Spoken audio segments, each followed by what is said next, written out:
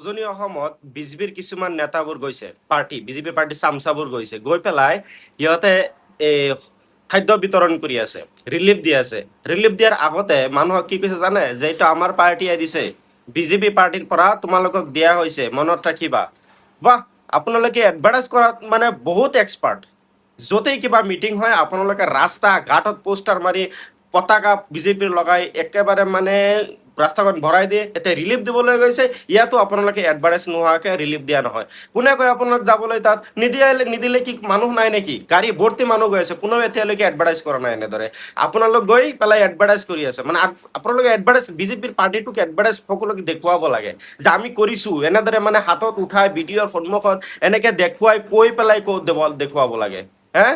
মানে জীৱনত প্ৰথমবাৰ আপোনালোকে এনেদৰে দান কৰি আছে যেন লাগি আছে আৰু এনে দান কৰি আছে যে জীৱনৰ বাবে সিহঁত আৰু ক'ৰবাৰ পৰা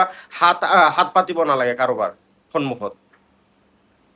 চাওকচোন কেনে এটা অৱস্থা এইখন অসমত চলি আছে হে সিহঁতক লৈ পেলাই মানে বিজেপি চৰকাৰে এই বিজেপিৰ নেতাবোৰে এতিয়া মানে মজা কৰি আছে সিহঁতে বানত মানুহৰ অৱস্থা বেয়া হৈছে তাত ৰিলিফ দিয়ে আৰু তাত গৈ এডভাৰটাইজ কৰে বিজেপিৰ বাহ আপোনালোক খুব মহান মানুহ